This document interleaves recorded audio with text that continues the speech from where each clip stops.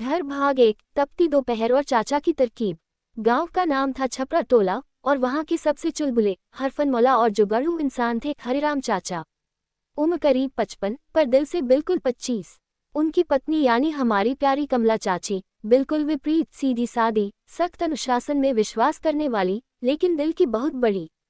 गांव के हर आदमी और औरत को उनका रिश्ता देखकर यही लगता, ये दोनों एक दूसरे को कैसे झेल लेते हैं।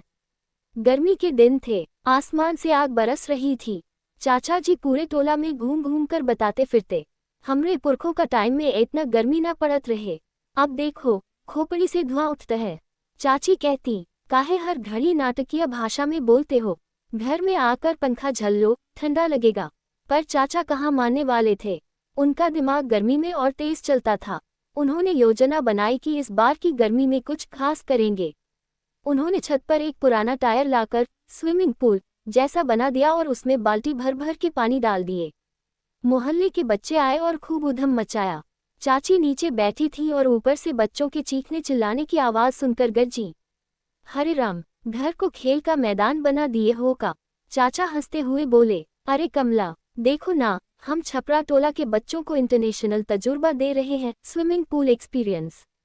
भाग 2, खीरे की ठंडी लड़ाई।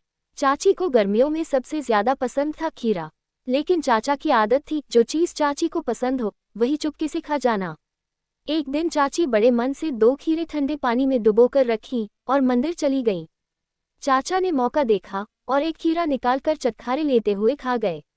दूसरे को नमक लगाकर चाची के लौटने तक खत्म कर दिया। जब चाची लौटी तो देखा प्लेट खाली।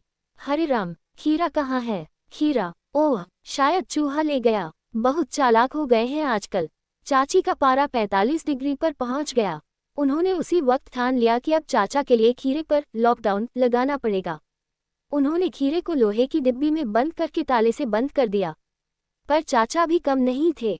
अगली सुबह उन्होंने नया ताला तोड़ने वाला मास्टर चाबी वाला बुला लिया, रामू, खीरे वाली डिब्बी खोल दो। भाग 3, चाची का डाइट प्लान और चाचा की मिठाई चोरी। एक दिन चाची ने तय किया कि अब वजन कम करना ही पड़ेगा। उन्होंने डाइट चार्ट बना लिया। सुबह गुनगुना पानी जोड़ तुलसी पत्ता, दोपहर 1 रोटी जोड़ दाल, रात खिचड़ी। और चाचा, वो बोले, हमका तो सब्जी में घी चाहिए, रोटी के साथ अचार और बाद में रसगुल्ला। अब ये कैसे होता, एक ही घर में 2 किचन थोड़ी न होंगे। तो चाचा ने अपनी जुगाड़बाजी शुरू कर दी। पड़ोस की बिल्लो बुआ से सेटिंग कर ली कि वो शाम को बाल्टी में रसगुल्ले डालकर दीवार के पार फेंक दिया करे। पर एक दिन चाची ने सब देख लिया। हरिराम, रसगुल्ला उड़कर कहाँ से आया ये बताओ। चाचा बोले, शायद ये मिठाई देवता का प्रसाद था। कमला, कहानी अभी जारी है, अगले भागों में आएंगे। चाचा का गांव की चुनाव में उतरना।